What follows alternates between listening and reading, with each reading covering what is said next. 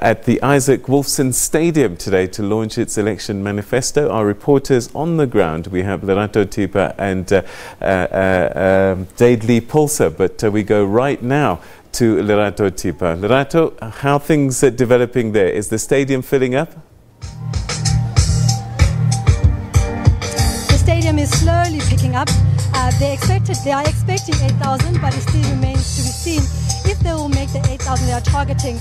But you cannot speak about the UDM and not speak about the mayor, Mr. Bongameli Bobani. The UDM currently holds 2 seats in this metro, but with the partnership of the ANC, the AIC and United Front, they managed to topple the DA, which was leading a coalition, and now they are a coalition in the metro with Mr. Bobani, the first UDM mayor from the UDM in the city. A controversial figure, a funny figure, but someone who says that he believes that UDM, because of his leadership, has what it takes to lead this metro. Mr. Bobani's first talk about UDM in the metro. The UDM in the metro had a specific ward. They lost that ward, the ANC. Is there a plan to get that ward back? Oh, you can be able to see the UDM the way we have grown right now. And look, we are not only talking about 130, we are talking around 60 wards. You can be able to see that the UDM have grown from 2000. In fact, it was formed in 1997. Nelson Mandela Bay, UDM has grown up until today. UDM is not a party that is going down. UDM is going up. I can assure you, should there be any by-elections in any ward, not only in 130, UDM will take that ward because people love and like the UDM. Mr. Bobani, originally the UDM was for the coalition with the DA.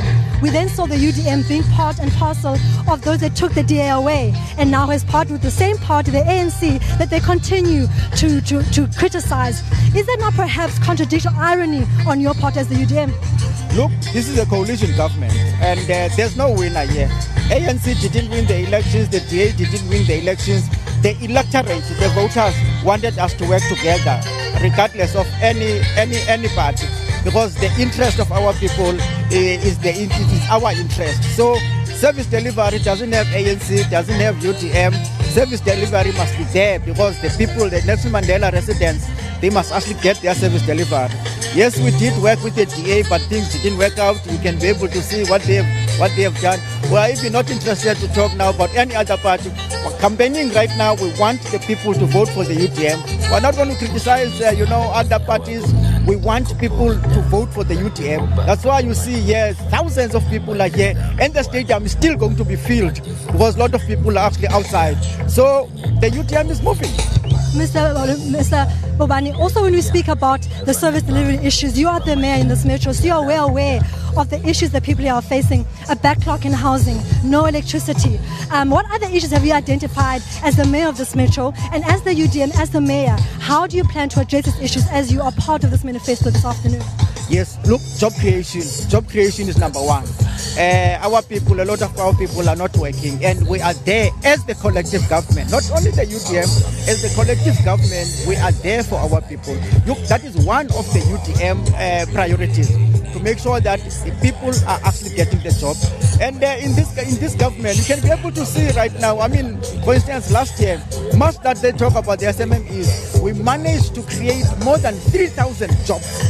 3,000 jobs only on 21 million that was given to the SMMEs. And also we managed to create more than 900 jobs through the SMMEs. So, job is actually our thing, and this collective government is there to ensure that there's going to be there's actually a lot of job creation. And I can be able to say, through the stats, ever since we actually take over as this collective government, we're far away. We've been rated by Moody's as one of the cities that the investors can come. So the UDM is there, create jobs, clean the city, environmental, health-wise.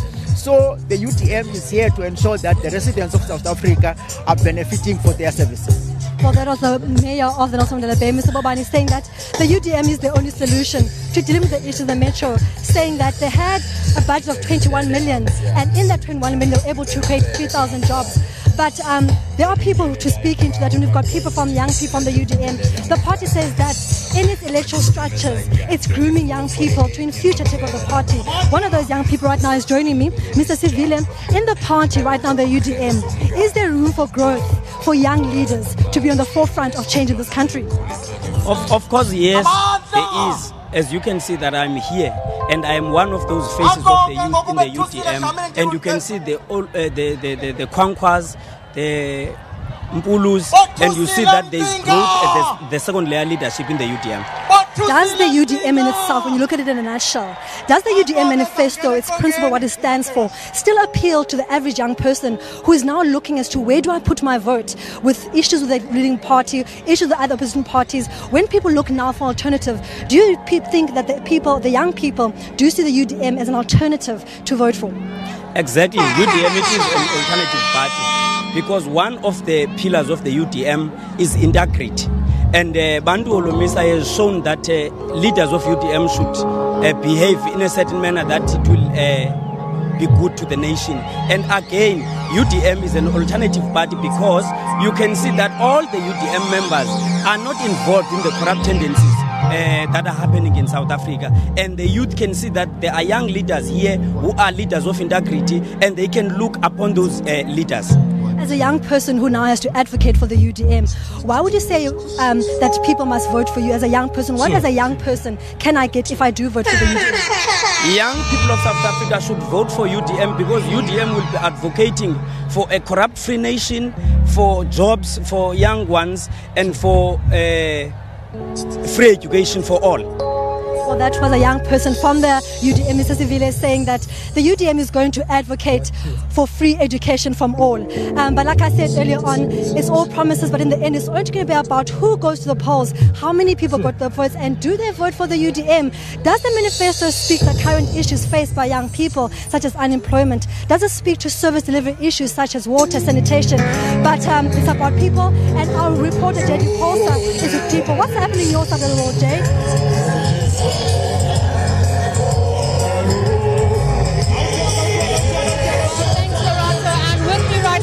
People who've traveled very, very far, all the way from Springbok, just to pledge their allegiance to the party, the UDM party. You know that the UDM party has been in existence since 1997, so quite a very long time, and they are saying they're going to support the party till the end. Come 8th of May, they will also be ticking that ballot post. So with me right now, I do have a couple of people. Let's chat to them. Meneer, waar is jy van en hoekom het jy so ver gery, al die pad van Springbok af? Ik heb zo ver gereden, want ik geloof UDM kan een difference maken. En ik geloof UDM kan ook een difference maken in die crime en in die dwelmsmisbruik en ook die looterij wat nou aangaan in Zuid-Afrika. En wat wil je horen van Bantu Holomisa? Wat is soms van die dingen wat jij wil horen van een manifesto? Die dingen wat ik wil horen van Bantu Holomisa is die way forward. Hoe kan ons Zuid-Afrika omkeren en een beter Zuid-Afrika maken? En hoe kan ons voor Eskom een beter Eskom maken? Thank you very much. Just punting there, saying that, you know what, he believes that the president of the party, Bantu Holomisa, can give them what they want and also can fix the Eskom crisis, which is quite interesting. Let's move on to this young lady over here. We know that women empowerment is also the key pillars on that manifesto that I'm told. What do you want to see more with regards to women, and how do you believe the UDM can give that? Ik zou graag willen zien dat tienerzwangerschappen bekend wordt, dat als jong mensen, vooral als jong dames, dat hulle moet weten dat daar is een toekomst voor hulle en dat die nou meer leerbeloftes gaan wees, dat ons glo dat die UDM een verschil zal maken, dat hulle nie net sal sê nie, maar oorgaan na die datas wel, want ons is al so baie beloftes gemaakt dat ons nie meer weet wat om te glo nie. Maar ons hoop en vertrou dat ons die verskille sal begin sien in ons gemeenskappe, maar dat begin alles by ons leiers. So, as ons leiers die verskil kan maak deur op te staan en die verantwoordelikhede te neem en die pad saam met ons vorentoe kan stap en nie op hulle self gefokus is van hulle is daar vir gemeenskap en vir hele Suid-Afrika. So as hulle nie net praat, maar oorgaan na die daad, dan glo ek die mense sal meer vrymoedig wees om bankvast te staan, om hulle te ondersteun in dit wat hulle doen. Want ons is al moeg van beloftes, want ons dorpies gaan net achteruit. En jy stem, maar waarvoor stem jy? Jy wil nie meer stem nie, want jy word nie genoteerd nie. En as vrouens, ons is altyd daar, ons staan altyd saam, ons support waar ons kan. Maar kyk na ons as vrouens, want as daar dinge gedoen word, is dit die vrouens wat daar is. Ons praat vir ons dochters, ons praat vir ons kinders en ons praat vir die hele Suid-Afrika. Baie dankie mevrou. I think that's very pertinent. She was just making mention of the fact that teenage pregnancy is so rife in the country and not much is being done with regards to that, but also women empowerment. She also appealed to those in leadership that stop taking and start giving. Those talking heads that make all these promises, actually start implementing those promises, implementing those critical issues that we see in our society and give back. So very interesting. I know this young gentleman right over here has a lot to say. Young man, meneer, what have you got to tell us? Yeah, I've got one thing.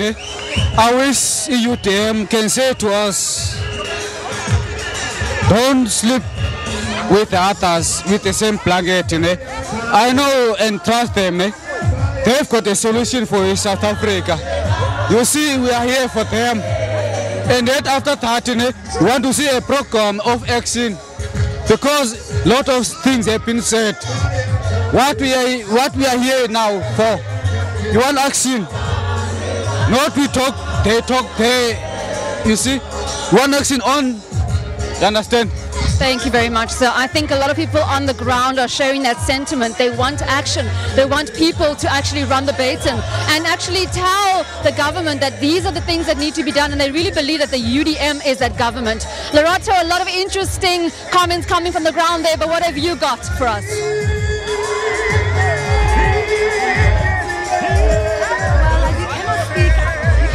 About the UDM and not speak about his president, Mr. Bantu Holomisa, a forthright principled man, many call him, for his stance on corruption. He was on the forefront of exposing alleged corruption at PIC, and also his party was on the forefront of marching to the Union building, which saw the acting of former President Jacob Zuma. But it stands to be reason to see, will that exposing of corruption lead to votes? Joining right now is the analyst for politics, Mr. Ramam Timska. Earlier on, you and I spoke about Mr. Bantu Holomisa exposing corruption. Do you think that's going to be enough when he goes to getting votes again? They are facing an uphill battle. In 2014, they displaced COPE, especially in the Eastern Cape, as the third biggest party. But in the 2016 elections, the EFF seems to have overtaken them. The key question is whether the EFF is going to officially displace them as the third biggest party in the Eastern Cape. And so while the message of fighting against corruption can still make them relevant in wider South African politics, but it may not be enough to withstand the pressure from the EFF as the third biggest party in the province. Well, that was a political analyst from Timka saying that it's good that the UDM's party has exposed corruption in various structures, but he's saying that there are new parties coming up, parties that are newly formed by the EFF, who are also making strides regionally and nationally, and exposing corruption is good, but it may not be enough to beat these upcoming smaller parties. But for now, let's go back to the studio.